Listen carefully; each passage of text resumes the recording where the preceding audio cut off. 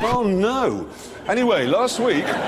What's going on, everyone? Jeremy here from The Quartering. I hope you're having an absolutely wonderful day. I know I am. You know why? Because Buzzfeed news is no more. That's right. They have finally thrown in the towel after years of writing hit pieces against my close personal friends and colleagues here on YouTube. They have thrown in the towel, closed the doors, and will be firing every single employee they had. I'm going to give you a minute just to leave a like on the video. It is so good. It is so sweet to see this old guard of news media going away, collapsing under their own weight. The new way people do it is essentially funded by the viewer, right? Not writing hit pieces, not with endless clickbait listicles and writing ridiculous articles, which we're going to take a look at. Buzzfeed is no more. And I just couldn't be happier about it. By the way, make sure you check out on thepublica.com today. We just published a hilarious video of Savannah Hernandez on the street doing a special report for us, basically asking about, is it gay to date a trans woman? It's great. Lots of real great, genuine reactions. And also, if you're support independent media, we're doing a big push on joining as a member over there today. We can't make it without you. And if you're a backer here on YouTube or Subscribestar or Locals, please move your backing over there. We're going to do some amazing things. We've got 5 new shows launching in just 10 days. Promo code The Quartering will give you 50% off for the first month. And we now have our own cancel-proof platform that we're sharing with other creators. And we're going to uplift other creators, not just the big ones that everyone already knows. Buzzfeed News is shutting down. Now, the left wing is, of course, crying about it. But BuzzFeed News shuts down. BuzzFeed News has published its last article. The parent company of the site that took the news business by storm in early 2010s has also published the now debunked Steele dossier, which, again, this was I think that was the fake report set out to discredit President Trump at the time. According to a memo from BuzzFeed CEO Jonah Peretti on Thursday with a typo. See New York Post, come on.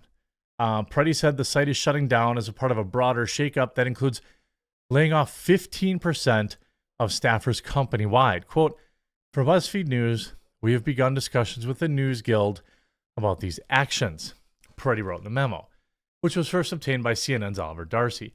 BuzzFeed also owns the online news site Huffington Post and Complex Newsworks. So it's fair to ask, are those next? Are Huffington Post next?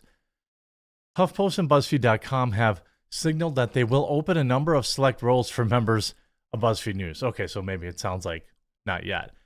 Moving forward, we will have a single news brand, HuffPost, which is profitable with a loyal, direct front page audience. Well, that's what we're trying to do with the Publica, but we're not going to write swill like, you see this, BuzzFeed News is shutting down. I can't imagine why. 11 delightful poems found in the Prawn Hub comments, published in BuzzFeed News. BuzzFeed News was never anything but a hit piece outlet. It never did any real investigative reporting. Anytime anyone actually cited it, I thought it was hilarious. Just a short list of the reasons why I'm so happy they're closing down. I mean, they've written hit pieces against Ethan Van Sciver, who is an independent comic book artist, and ran the comics, was really instrumental in, pushing forward independent comics, which are now a huge space, huge business. BuzzFeed apologizing after hit piece on popular cartoonist. It ends. BuzzFeed publishes a lame hit piece on the Fixer Upper article and Megyn Kelly. You have YouTube's newest. Remember this article? Remember this girl? I can't forget her name. I forget her name now. It's like YouTube's newest far-right, foul-mouthed red-pilling star is a 14-year-old girl. Oh, Soph, yeah. Has nearly 1 million followers on giant video platforms. The site's executives have only themselves to blame. This is Joseph Bernstein. Okay, this is a site that exclusively, the sad part, the really sad part about these BuzzFeed hit pieces were that they worked. They worked all the time. Pretty sure shortly after this, Soph was banned off the platform. I don't remember her content. I remember it was pretty edgy, pretty spicy. But again, you see, what happens is BuzzFeed News will write an email to YouTube, right? And they'll say, hey, what do you think about this far right-wing lunatic on your platform? Do you have a comment for the article we're writing? And essentially just makes it far too easy for YouTube to just ban or demonetize creators. BuzzFeed News. YouTube has downgraded Carl Benjamin's Sargon of Akkad account after he talked about, he made a spicy joke. But this is the kind of stuff that BuzzFeed News would write. But what you're saying, this is what they did. They are a hit piece outlet that hated free speech, that attacked fellow YouTubers constantly. What they would do, again, is they would write an article to YouTube and say, hey, our sources, we're gonna have to, we're writing this article and, we just want to get your comment about this evil person doing evil things. A company spokesperson also confirmed that Benjamin had been removed from the YouTube partnership program, which gives popular creators access to a share of YouTube's advertising money when it comes to copyright and direct contact with YouTube's IT support. YouTube declined to give a comment about the crackdown on Benjamin's account. When contacted for comment on Friday, Benjamin sent BuzzFeed News an unrelated political statement about crime. Several of his online followers have been tweeting a statement claiming to be from Benjamin, saying, YouTube let us know today that they have demonetized my YouTube channel, which is, as far as you know, is my primary source of income and how I support my family and team. But again, I shed no tears for the end of BuzzFeed News.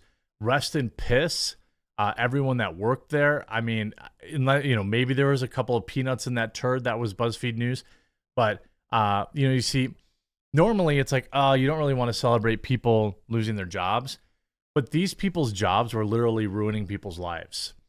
They never did any real investigative reporting. They published ridiculous hit pieces. Again, the Steele dossier, which was like fake document. BuzzFeed News is shutting down because it is not able to turn a profit, according to a memo from CEO John Peretti sent to company staff Thursday. The digital publisher is laying off 15% of its employees, or about 180 people across the organization and other divisions. Going forward, BuzzFeed will concentrate its news efforts with a single profitable news organization, which, by the way, will be the next to fall. This is the thing. Alongside the shutdown of BuzzFeed News, Chief Revenue Officer Edgar Hernandez and COO Christian Baszler are leaving the company. So the CRO and the COO are gone. BuzzFeed President Marcella Martin will assume responsibility for all revenue functions effective immediately. Well, they can never make any money as on their own. I'm not sure why they would make any money. Why would you leave the CEO in place? Here's the letter. According to SEC filings, BuzzFeed to incur between $7 million and $11 million in charges related to layoffs. Wow. Like, you're going to have massive debt, and maybe they're doing severance packages or all sorts of stuff like that. I'm ready to announce some difficult news. We're reducing our workforce by 15% across our business, content, tech, and admin teams, and beginning the process of closing BuzzFeed News. Additionally, we're proposing headcount reductions in some international markets, so even more layoffs to come. Impacted employees other than BuzzFeed News will receive an email from HR shortly. If you're receiving this note from me, you're not impacted by today's changes. For BuzzFeed News, we've begun discussions with the News Guild about these actions. I suppose they have like a union that they have to go through and pay some sort of penalty to fire these losers. That's all fine and dandy by me. Long gone are the days of independent media being able to, or this kind of media Slack journalism, stuff like that, being able to survive without the financial support of their viewers, which is exactly why BuzzFeed died, because they didn't offer any value. They never listened to their viewers. They were just clickbaiting constantly and pushing political ideologies and political agendas. So rest in pepperonis, BuzzFeed News. Long live the Publica. We need your support. We're at 6.53. I don't expect it to be at 100. Look at, we're at 6.57 now. I don't expect it to reach 100% even before the end of the year. But I'm hoping by the end of today we can get close to 10%, maybe even 15%. So I'll leave a link in the description. Promo code The Quartering will give you 50% off your first month. Please support independent media, and I promise you we'll deliver you an amazing product. We'll talk to you again real soon.